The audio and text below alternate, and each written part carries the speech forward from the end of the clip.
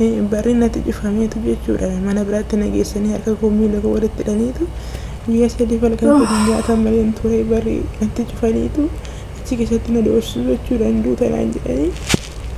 guyyaa sadii falkan sadii nyaata malee ture jechuudha achi keessa bakka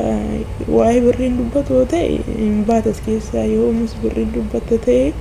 as keessaa hin baatu moggaa lamaatti si fudhannee waan ta'eef dirqama kee hojjettaa moggaa lamaatti naan jedhanii na doorsisuu jechuudha achi keessa baay'ee tokko dhugaa waaqayyoo darara hamaa keessa ture amma sani waa'ee birriin dubbadhu maaloo na baasaa jedheen jechuudha kan kun na qabdu baay'ee rakkadhe waan godhu kana wallaahi achi keessaa guyyaa sadaffaatti dhufanii gaafa guyyaa arfaffaa dhufanii barriin yala bananii dhufanii na fudhatan jechuudha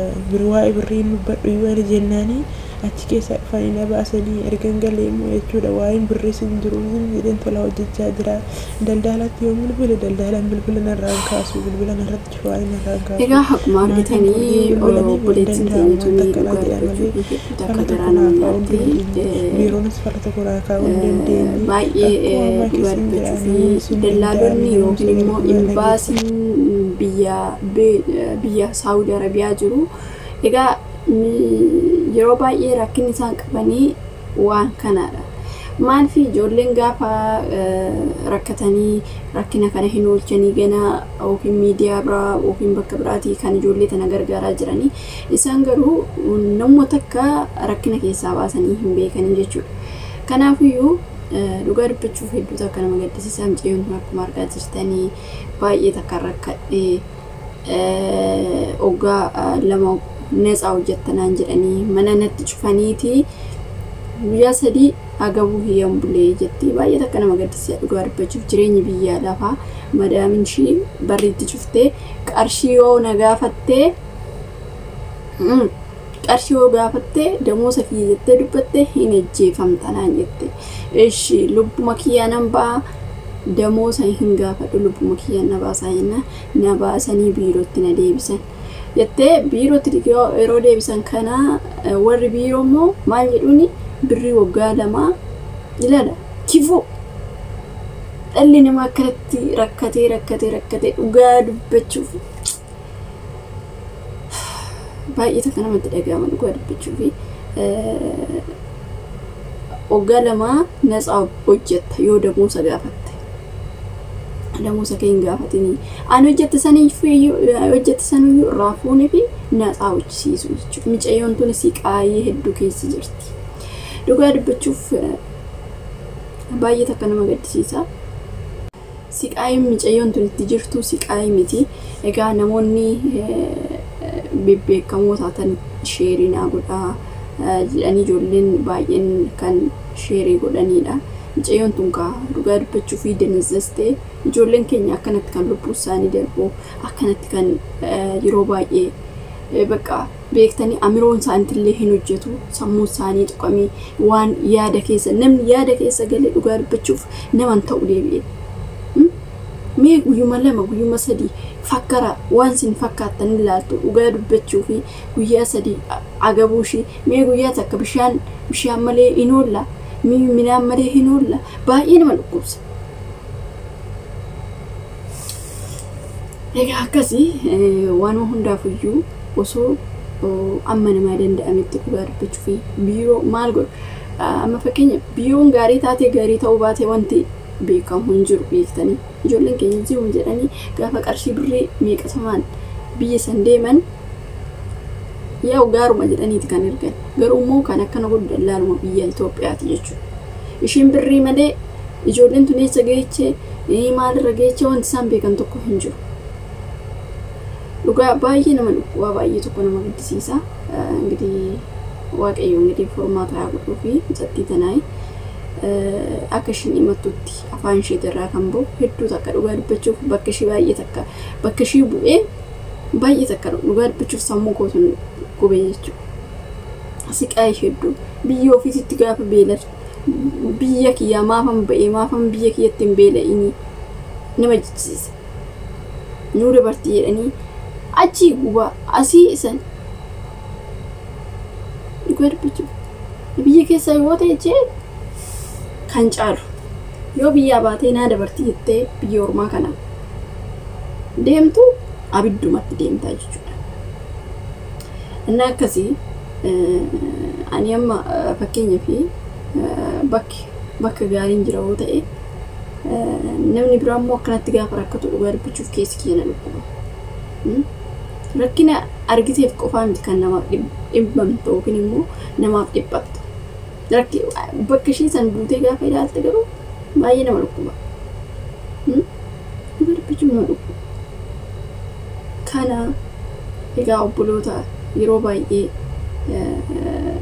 ijoollee kana warreen gargaaranii waaqayyoon dhugaa dubbachuuf rabbiin ani beeku isaan eebbisu baay'ee tokko ulfaatan mucayyoo tana dhugaa dubbachuuf hedduu takka garaan nyaatte guyyaa sadi dhiisaa guyyaan takkaayyuu ani garuu guyyaa takkaa danda'anii too hin oolanii mee anga beelofte sanittuu anga qabni kee silaa anga yeroo bishaan dhoobatutti qabni kee tanqasaaqasne of ilaali ani nama tokko akkamitti akka uumuun beeku baqa mataan isaanii madaamin tokko mataan isaanii dhagaa godheetoo tokko immoo kan yaadan hin jiru fikirii kan ta'an hin jiru akka ilma ofiitti kan sarratanii ilaalanitu jira jechuudha. Tokko bineensa bosonaa bineensa reegaa ofitti madaqsee guyyaa lama sadii gaafa injette ofitti madaqsee isa si wayii jechuudha. Garuu immoo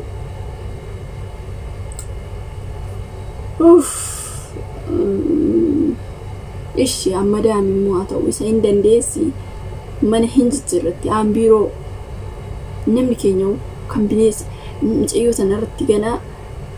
silaa jajjabeessuu qabu moo silaa mana jijjiiraniiti mucayyoo sun akka jabaattee hojjettu godhumoo ganaa hanga waggaa lamaatti qarshiisiin kennamu jedhan siqaayii keessa namni afaan hin beekne kun akkan osoo kan afaan beektu ta'ee dhugaa dubbachuu fi nyoottee biraa baati dhugaa dubbachuu biiroo kana keessatti amma fakkeenyaaf ijoollee haaraa biyya keessaa dhufan akka barbaadan godhu gaafa immoo jalumaa gazzee amma micatti takkatu jira dhugaa dubbachuu fi ani jalqaba yeroo biyya kana dhufu Itoophiyaadha ijoollee addisii kana akkuma barbaade gootii biiroo kiyya sanii osoo hin taane kan biraati kan keenya deessaniitiin bakka biraatti nu geessan biiroo biraa jechuudha guyyaa lama sadii akkas bullee so baqa ishiin akka madaamii of gootee baqa akka mana qulqulleessaa nyaata hojjedhaa uffata miicaa namni jetti kaa jechuudha abashumti ani ka sarraatanyoo addisiidha haarota waan ta'eef in hojjetu in godhu waan ishiin jetti san isaan booda baqa ijoollee nama fakkeenyaaf keessa turanii gaafa lammataa akkanatti gaafa sadaffaa achi micattiin takka dhugaa dubbachuu fi ati isituu na hojjisiisa moo isituu na qaxxaaratee jettee itti himte likkii ishii dhugaa dubbachuuf niiti sofaa ishii qabatte innasumti jetteeti beektanii osoo nama akkas jalaa gaafa abashaan matarratti ol si baati beektanii oo jalaa gadi jette akka iddoo madaamsii wayya yeroo takka dhugaa dubbachuuf keenya abashaan maxifoodha marzii na baay'ee kabbaadidha isaanii warri biiroo kunis